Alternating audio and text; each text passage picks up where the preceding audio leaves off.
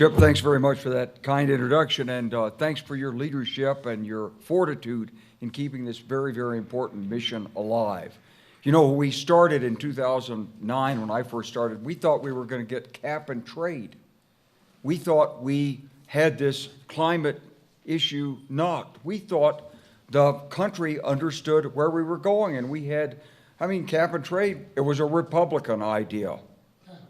It's been 10 years. We've gone backwards. Now, I've only got a few minutes up here, and I'm the lead off, so I know I'm talking to the choir. You wouldn't be here if you didn't believe that the climate and the environment were critically important issues, not only for the United States, but for the future of mankind. But even when you're with the choir, you got to have a conductor. Somebody's got to hit the beat. And you have to start with the evidence. So, can I have the first slide, please? So I want to talk about, Chip said, this is the most important election in our lifetime. Look, I ran in 2003, and the handlers that were taking care of me because I was a novice in politics said, be sure you tell people this is the most important election in our lifetime. And people always say that. But this one has critical significance because of the climate issue and where we're going. There's a real urgency on this now that cannot be denied. So we'll talk about that, the problem, and how to work our way out. And I've got 15 minutes to do it, and I've used 2 already. Next. So look, here's just an array of charts. Some of you may be familiar with this data. What it all shows is we're heading off the cliff in terms of climate change. As you know, the climate scientists for 20 some odd years have been telling us you need to keep it below 1.5 degrees centigrade above the pre-industrial temperatures, or now they're moved to 2.0. And we know how much carbon is going into the atmosphere. Right now it's about 40 billion tons a year of carbon. And there are other greenhouse gases in there in addition. And we know that there's what we call a carbon budget. And we know what the parts per million are. We're trying to keep it under 450 parts per million. So if you look at the next few charts, you'll get an idea of how urgent this situation is. So that little hazy red line up there, that's if you just keep going the way we're going. That's between 5 and 8 degrees centigrade average around the world. Now, New Jersey's already broken the 2 degrees centigrade level we just saw in the news yesterday, as has Aspen and the LA basin. So if the whole world average is 7 or 8 degrees, you can imagine what various parts are going to be. Next slide, please. Here's another way of looking at it. This is the cumulative carbon dioxide emissions since 1876, and you can see that we just keep going up. Now that jagged line is down below is sort of where we would like to be and what it looks like, but the line we're actually on is that red line going up. And we always keep assuming that we're going to get better. And every international panel model has underestimated the rate of change. So just, you got to put that in when you look at these charts. Next. So here's a very nice, elegant chart. This is from a French research group. And the point of it is that the later you start to try to reduce the carbon, the greater you have to do, greater decrease year by year to try to get it down. And this shows the carbon going down to, by 2070, a sort of net zero. And we're saying now that's not good enough. We know that's not good enough.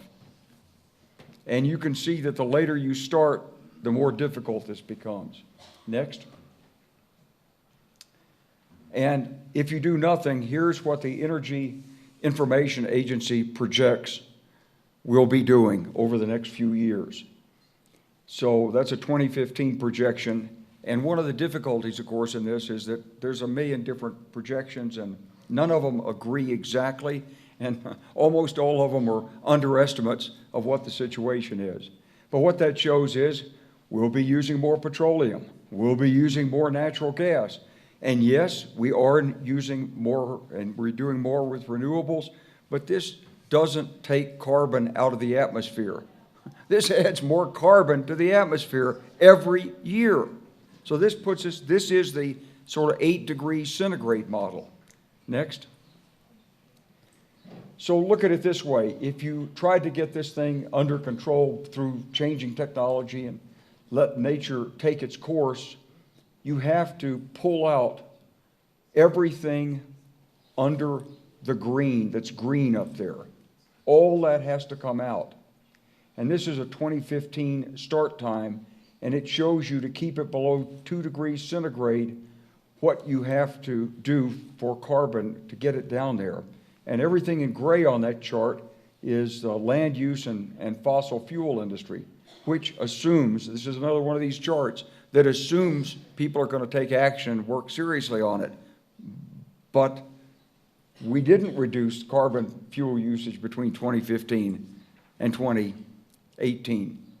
We went from like 91 million barrels of oil per day to 96 million barrels of oil per day. And there's hundreds of millions of people all over the world that want to live just like us. They want cars.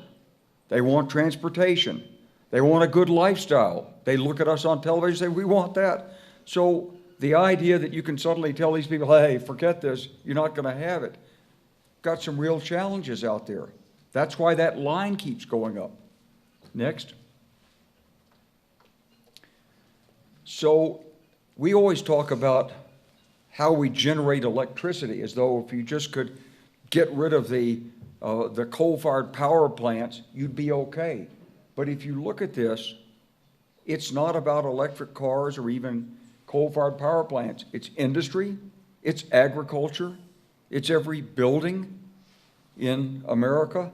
This is a huge challenge. And imagine doing this in an underdeveloped or developing country where you're trying to raise living standards at the same time. Next. So here's the problem. We could do this. We could actually meet this challenge if we want to. But do we want to? So a majority of U.S. adults say climate change affects their local area, and 31% say it affects them personally. This is a good change, up from, let's say, where it was 5 years ago. Of course, there's still about a quarter who say it's not affecting them. Next. But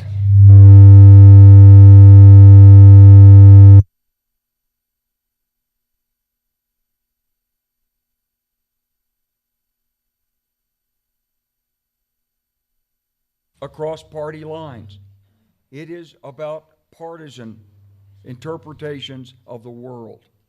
And so what you have here is you have, if you look at the difference in the bar charts between the Republicans and leaning Republicans, Democrats and leaning Republicans, look, what about climate change? What about the environment? And you can see the differences. This next chart shows it even more clearly. Next, please. So, Democrats with science knowledge believe climate change is due to human activity.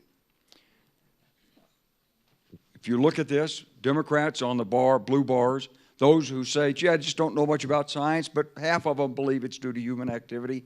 The ones with some appreciation for science are up in the 90% range. But now look at the red bars. There's our problem. They don't get the evidence. This is the latest information published by the Pew, put together. I guess this came from a survey conducted just before the last presidential election, but the whole package was just published about 2 months ago. So there is the problem in a nutshell. It's a communications problem, and it's segmented by party. Next. So everybody's heard about the Green New Deal. It would be great if it were easy to do and if it weren't a partisan football. Basically, all we have to do is shift 100% of national power generation to renewable resources. That's probably doable. We got to build a national energy efficient smart grid. We could do that. All buildings have to be upgraded. Think of the employment for the carpenters union and the building trades. All buildings. We need to think about manufacturing and agriculture. How do you decarbonize them? And transportation. And, of course, even that's not enough. Because even if you stop polluting, you've got all that carbon that's still in the atmosphere. So you have to start drawing it out of the atmosphere.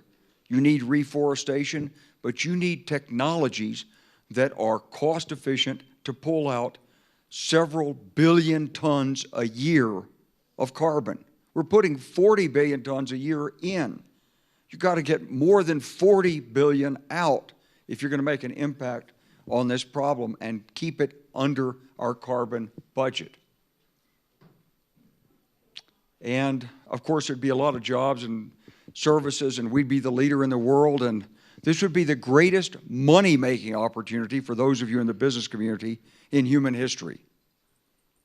It would. I mean, everything has to be redone. We could do this. It's going to be tough. Next. Next slide, please.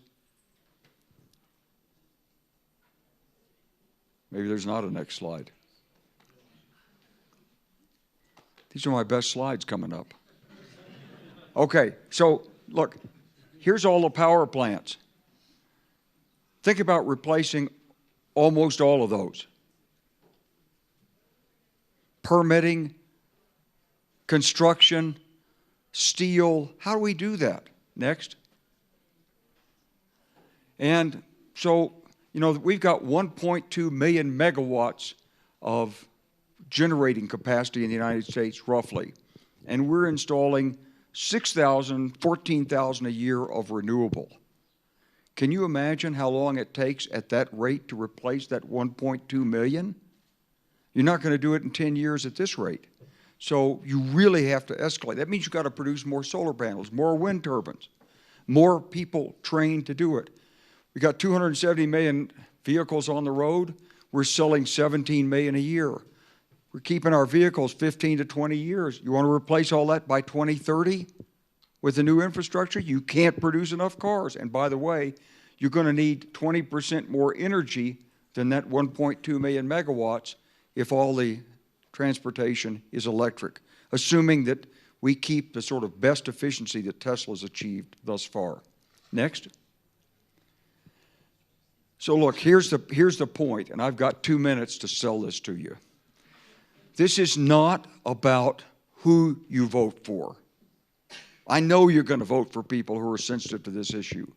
This is about what you do between now and the election. We need a climate education mobilization in the United States. We've got to reach out to business, to the Rotary clubs, the Lion clubs, the chambers of commerce. You've got to send qualified people who can put it in human terms, not just with a bunch of graphs. You've got to have credentials to do that. In the national security business, every year the United States Army War College sends out national security teams that explain national security to business groups.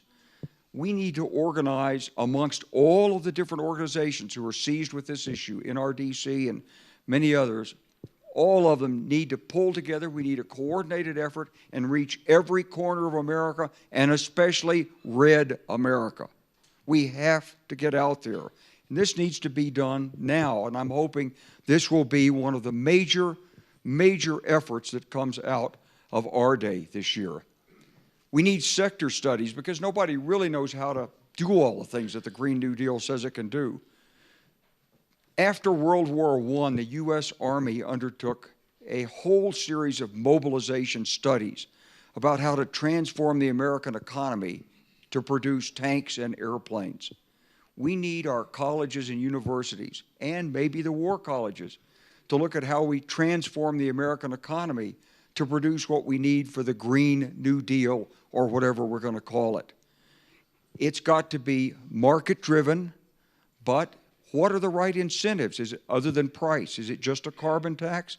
So we've got some real challenges on transformation. And of course, We're still not there on our technology, batteries, carbon capture, broadcast power. Maybe HERO is going to be what it is. Ladies and gentlemen, this is the most important political season right now.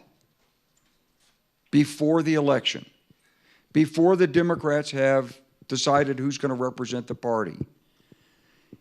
This autumn is the time that our groups have to be out communicating with the American public. We have to do this. This is the time. We have the information. We have the willpower. The question is, do we have the organization to do it? Chip, we're looking at you, man. We can start it right here at AREDAY. Help us do this. Thank you.